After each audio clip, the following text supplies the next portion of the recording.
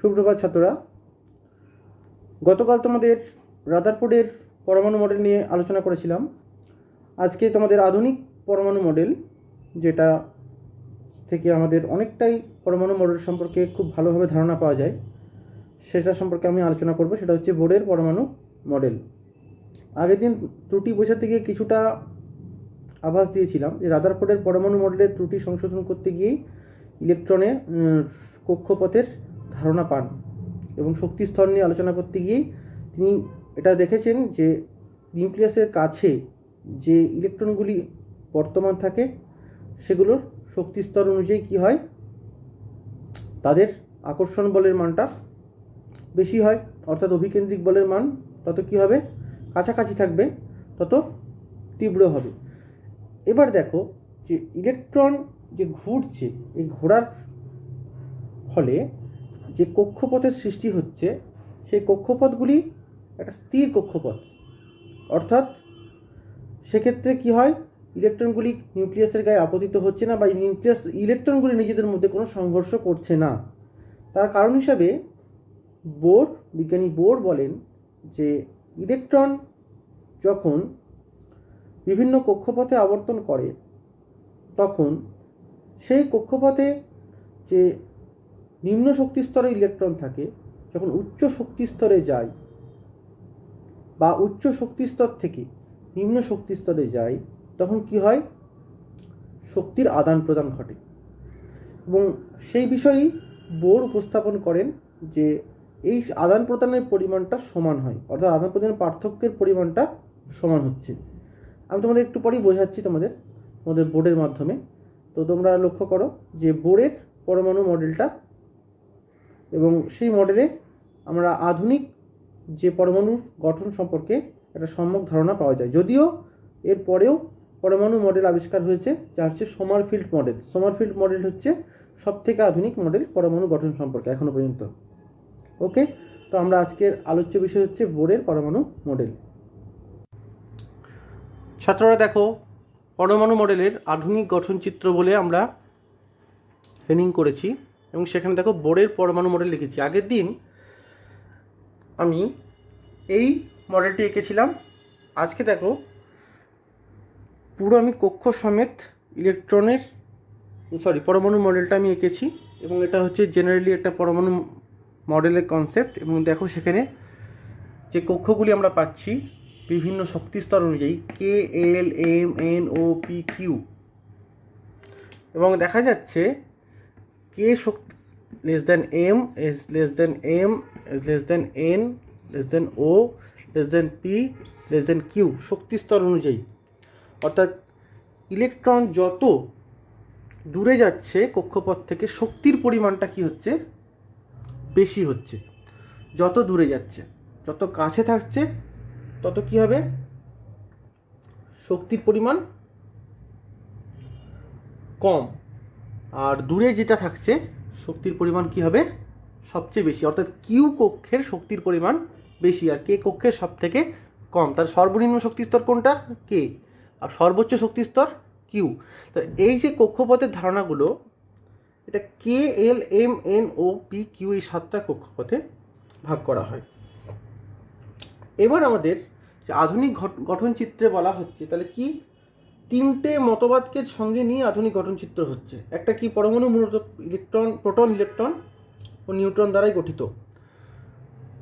3টে কি, অতিপারমাণবিক কণা, পরমাণু মূলত প্রোটন, ইলেকট্রন, নিউট্রন দ্বারা গঠিত। 1 নম্বর পয়েন্টে আমরা লিখতে পারি। আর পরমাণু কেন্দ্রে কি থাকে, নিউক্লিয়াস গঠিত হয় প্রোটন ও নিউট্রন দ্বারা। এটা প্রোটন ও নিউট্রন দ্বারা। আর পরমাণুর এটি হলো সর্বাপেক্ষা ভারী অংশ, কেন্দ্রক বা নিউক্লিয়াস। ওকে, এটা গেল রাদারফোর্ডের পরমাণু মডেল থেকে এইটুকু আমরা সঠিক পেয়েছিলাম, এটা আমরা ঠিকঠাক বলতে পারি। আর যদি বলা হয় যে পরবর্তী যে আধুনিক গঠনচিত্রের মধ্যে যদি ঢুকিয়ে দেওয়া হয়, তাহলে কী হবে, ইলেকট্রনগুলি নিউক্লিয়াসকে কেন্দ্র করে 7টি স্থির শক্তির, এগুলো হচ্ছে স্থির শক্তির কক্ষপথ, সেগুলো নির্দিষ্ট দূরত্ব অনুযায়ী ঘুরছে, স্টেশনারি অরবিট, কে, L, M, N, O, P, Q. প্রতিটি কক্ষপথে সর্বাধিক ইলেকট্রনগুলি কটা থাকতে পারে, তার পরিমাণ নির্দিষ্ট এবং 2n² ফর্মুলা দ্বারা নির্ধারিত হয়। যদিও কি হয়, আমি আগের দিনই তোমাদের বলেছিলাম KLMN এই পর্যন্তই আমরা সংখ্যাটা সর্বাধিক পাচ্ছি, তারপরে কিন্তু এটা মেলে না। এটা কিন্তু 32টা পর্যন্ত ইলেকট্রন থাকতে পারে। সর্বাধিক কটা থাকতে পারে ইলেকট্রন? 32টা। 2, 8, 18, 32। ওকে,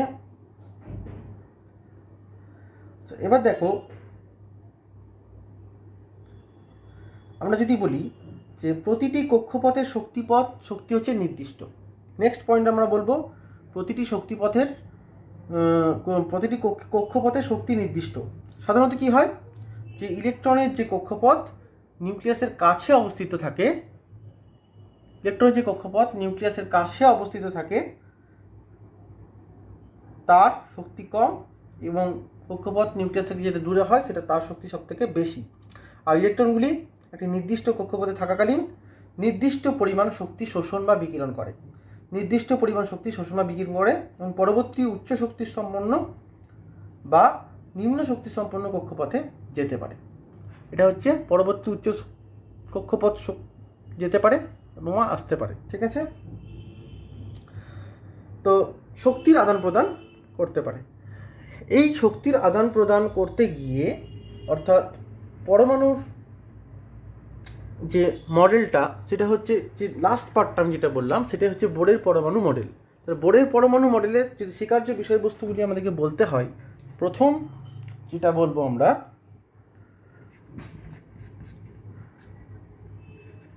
এক নম্বর কি লিখবে আমরা বোরের পরমাণু মডেলে, যে ইলেকট্রনগুলি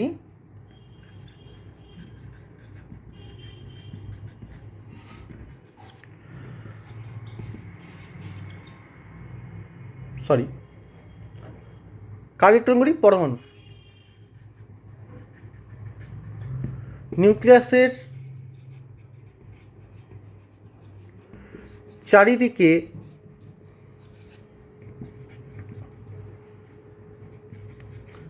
বৃত্তাকার কক্ষপথে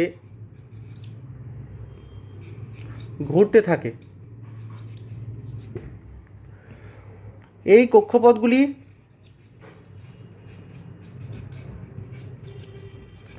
KLMNOPQ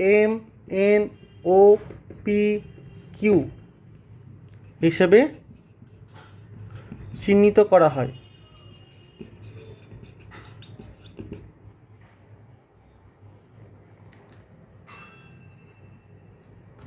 KLMNOPQ এই 7টা কক্ষপথে চিহ্নিত করা হয়। 2 নম্বর কি লিখবে? 2 নম্বর লিখবে কক্ষপথে আবর্তন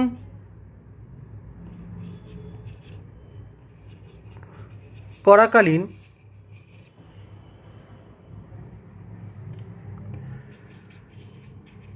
ইলেকট্রনগুলির কি হয়,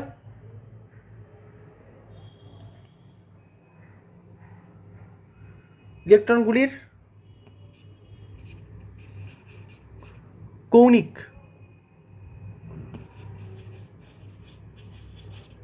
কৌণিক ভরবেগের মান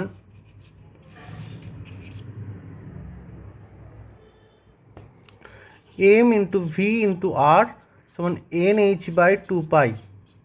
মনে থাকবে এটা, mvr = nh/2π এর সরল গুণিতক হয়। তাহলে mvrটা কি করে এলো? এটা হচ্ছে কৌণিক ভরবেগ। দেখো, এটাতে r ব্যাসার্ধে ঘুরছে, প্রত্যেকটা থেকে r ব্যাসার্ধ এবং v এবং m ভর সম্পন্ন যদি হয়, ইলেকট্রনের ভরটা যদি m হয়, তাহলে হচ্ছে যে mvr = nh/2π, যেখানে n হচ্ছে কক্ষপথের সংখ্যা, n সমান হচ্ছে কি কক্ষপথের সংখ্যা, আর এই সমান হচ্ছে প্ল্যাঙ্কের কনস্ট্যান্ট। তোমরা এগুলো একটু বড় ক্লাসে পড়বে, প্ল্যাঙ্কের কনস্ট্যান্ট কীভাবে এটা এলো তোমরা সেখানে ব্যাখ্যাটা পড়বে। জাস্ট এখানে এখন ইকুয়েশনটা দেখো, mvr = nh/2π এর সরল গুণিতক হয়। তো যদি 1 নম্বর কক্ষপথের যদি আমরা বলি কৌণিক ভরবেগ মান কত হবে, 1 নম্বর কক্ষপথে h/2π, 2 নম্বর ক্ষেত্রে 2h/2π, 3 নম্বর কক্ষপথে কী হবে 3h/2 4-এর ক্ষেত্রে কী হবে 4h/2 তো এরকমভাবে আমরা এই কৌণিক ভরবেগের মানগুলো বার করব। ঠিক আছে, এটা গেল 2 নম্বর। নেক্সট এই পরমাণুর নেক্সট 3 নম্বর কী লিখবো আমরা পস্টুলেটস, এটা আমি মুছে দিচ্ছি।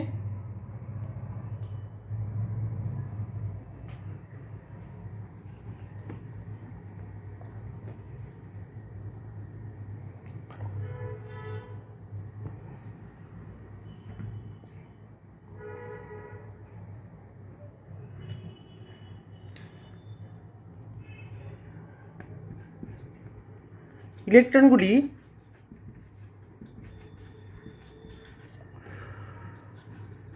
কক্ষপথে আবর্তন করার সময় কি করে না, কোনো শক্তি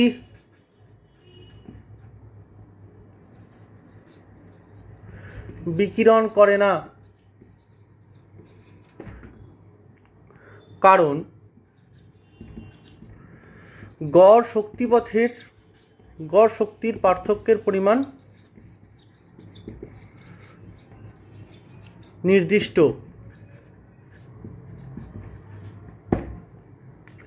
এবার আমি ছবিতে আসছি, ছবিতে তোমাদের বোঝাবো গড় শক্তি পার্থক্যের পরিমাণ কীভাবে নির্দিষ্ট হচ্ছে। তো এখানে ধরো কে কক্ষে 2টো ইলেকট্রন আছে, তাই তো? এই 2টো ইলেকট্রনে কী আছে, একটা বৃত্তীয় গতি আছে, একটা ঘূর্ণন গতি আছে। তাহলে তার জন্য যে গড় শক্তির পরিমাণ সেটা E1 ধরলাম। পরেরটার ক্ষেত্রে E2, E3, E4, E5, E6 আর E7। ওকে, তাহলে এখন যদি আমরা এই যে গড় শক্তিপথের পার্থক্যের পরিমাণ বলছি, E1 লেস দেন E2 অবশ্যই, less than E3, less than E4, less than E5, less than E6, less than E7। কারণ আমরা বলেছিলাম যে শক্তির পরিমাণ অনুযায়ী যেটা সবথেকে কাছে থাকবে সেই ইলেকট্রনের শক্তির পরিমাণ সব থেকে সর্বনিম্ন হবে। তাহলে E1 হচ্ছে সবার কাছে কে কক্ষের শক্তির পরিমাণ, মানে গড় শক্তির পরিমাণ, আর এল কক্ষের গড় শক্তির পরিমাণ E2। তাহলে এগুলো হচ্ছে E1টা সব থেকে লোয়েস্ট হবে আর E7টা কী হবে সব থেকে হাইয়েস্ট হবে। এবার প্রশ্ন হচ্ছে যে তাহলে শক্তি স্তরের পার্থক্যের পরিমাণটা কীভাবে নির্দিষ্ট হচ্ছে। দেখা যাচ্ছে যে E2 মাইনাস E1 যদি করি তখন ডেল্টাটা এখানে পার্থক্যের পরিমাণ বোঝানোর জন্য, ডেল্টা হচ্ছে পার্থক্য বোঝানোর জন্য ইউজ হয়েছে। ঠিক আছে, ক্ষুদ্র পার্থক্য বোঝানোর জন্য এটা ডেল্টা ই ব্যবহার করা হচ্ছে। ডেল্টা ই পরিমাণটা কিন্তু এই যে পরিমাণটা হচ্ছে একটা quantity, this is another type of quantity, this is another type of quantity, this are different, but E3 minus E2 equal to delta e, কাছাকাছি ভ্যালু আসবে একটা। E4 minus E3 delta e, E5 minus E4 delta e, this amount is same, almost same। এবং এইটা same হয় বলেই কী হয়, গড় শক্তির পার্থক্যের পরিমাণ নির্দিষ্ট হয় বলেই কী হয়, ইলেকট্রনগুলো কোনো শক্তির কী হয় বিকিরণ করতে পারে না। এই স্থির কক্ষপথগুলিকে বলা হয় স্টেশনারি অরবিট। তাহলে এই যে পার্থক্যের পরিমাণটা নির্দিষ্ট হলো তার জন্যই কী হয়, ইলেকট্রনগুলি লিখবে, তাই ইলেকট্রনগুলি কোনো একবার তো লিখেছি, তাহলে এখানে লেখার দরকার নেই, সরি একবার লিখেছি, গড় শক্তির পরিমাণ নির্দিষ্ট। তাহলে এই কারণেই কিন্তু এরা শক্তি বিকিরণ করছে না, এবং এদেরকে কি বলা হয়, এই কক্ষপথগুলি কখনোই গিয়ে নিউক্লিয়াসের গায়ে গিয়ে পড়ছে না, স্থিরভাবে একইভাবে ঘুরে যাচ্ছে, মানে অর্থাৎ একইভাবে অনন্তকাল ধরে ঘুরে যাচ্ছে। কখনোই তড়িৎচুম্বকীয় বিকিরণের মাধ্যমে যেটা রাধারপুর বলেছিল যে যদি ঘুরতে থাকে বিকিরণের মাধ্যমে পড়ে যাওয়ার কথা, কিন্তু সেটা হচ্ছে না, কারণ এই ঘটনা ঘটার জন্য। গড় শক্তির পার্থক্যের পরিমাণ নির্দিষ্ট হচ্ছে। অর্থাৎ যদি আমরা বলি যে নিউক্লিয়াসের সবথেকে কাছে অবস্থিত কক্ষপথের ইলেকট্রন শক্তি কম এবং দূরে অবস্থিত কক্ষপথের ইলেকট্রন শক্তি সবথেকে বেশি। আর নিম্ন শক্তি স্তরে অবস্থিত ইলেকট্রনগুলি কী হয়, প্রয়োজনীয় শক্তি সংগ্রহ করে যেমন উচ্চ শক্তি স্তরে যেতে পারে, ঠিক তেমনই উচ্চ শক্তি স্তরে অবস্থিত ইলেকট্রনগুলি শক্তি বিকিরণ করে নিম্ন শক্তি স্তরে আসতে পারে। তাহলে এই শক্তিপথে পার্থক্যের পরিমাণ নির্দিষ্ট হওয়ার জন্যই স্থির শক্তির কক্ষপথগুলিকে বোর নাম দিয়েছিলেন স্টেশনারি অরবিট। তাহলে স্টেশনারি অরবিট কাকে বলে বললে এভাবে ব্যাখ্যাটা দিতে হবে। যদি বলা হয় সুস্থিত কক্ষপথ বা স্টেশনারি অরবিট বলতে কী বোঝায়, তো লিখবে যে তোমরা যে ইলেকট্রনগুলি কক্ষপথে আবর্তন করার সময় কোনো শক্তি বিকিরণ করে না, কারণ তাদের গড় শক্তির পার্থক্যের পরিমাণ নির্দিষ্ট। দিয়ে এই ছবিটা আঁকবে, ছবিটা এঁকে এই ঘটনাটা ব্যাখ্যা করবে। এটা ব্যাখ্যা করার পর বলবে যে ইলেকট্রনের কী বলবে যে নিউক্লিয়াসের সবথেকে কাছে অবস্থিত কক্ষপথের ইলেকট্রনের শক্তি সবথেকে কম আর দূরে অবস্থিত কক্ষপথের শক্তি সবথেকে বেশি। নিম্ন শক্তি স্তরে অবস্থিত ইলেকট্রনগুলি প্রয়োজনীয় শক্তি সরবরাহ করে বা সংগ্রহ করে যেমন উচ্চ শক্তি স্তরে যেতে পারে, তেমনি উচ্চ শক্তি স্তরে অবস্থিত ইলেকট্রনগুলি শক্তি বিকিরণ করে নিম্ন শক্তি স্তরে আসতে পারে। স্থির শক্তির কক্ষপথগুলিকে বলা হয় স্থির কক্ষপথ বা স্টেশনারি অরবিট। তো এই তো গেল আমাদের বোরের পরমাণু মডেলের যে স্বীকার্য বিষয়বস্তুগুলি। এবার এই বোরের পরমাণু মডেল থেকে যে আমরা দেখতে পাচ্ছি যে এক ধরনের যে কেন্দ্রাভিমুখী বলটা তৈরি হচ্ছে, সেটা তো প্রোটন আর ইলেকট্রনের জন্য তৈরি হচ্ছে, কিন্তু নিউক্লিয়াসের মধ্যেও যে ফোর্সটা তৈরি হচ্ছে সেটা কেন তৈরি হচ্ছে। তো আমার পরবর্তী যে আলোচ্য বিষয় সেটা হচ্ছে নিউক্লিয় বল, এবং এটা নিয়ে আমি আগামী দিনে তোমাদের ক্লাস নেব। নিউক্লিয় বল কী, এবং নিউক্লিয় বল আলোচনা করার পরেই আমরা চলে যাব যে অ্যাটমিক স্ট্রাকচার থেকে আমরা বিভিন্ন টাইপের ইলেকট্রন বিন্যাসগুলো সেগুলোতে আমি চলে যাব। অর্থাৎ পরমাণু ক্রমাঙ্কগুলো তোমাদের জানতে হবে এবং সেখান থেকে আইসোটোপ, আইসোবার, আইসোটোন এগুলো সম্পর্কে ধারণা তোমাদেরকে করতে হবে। তো আজকে তোমাদের ক্লাস এই পর্যন্তই। আগামীকাল তোমাদের বোরের পরমাণু মডেল থেকে নিউক্লিয় বল সৃষ্টি বা উৎপত্তির ব্যাখ্যা তোমাদের আমি দেখাবো। ওকে, এবং বৈশিষ্ট্যগুলো। Good bye.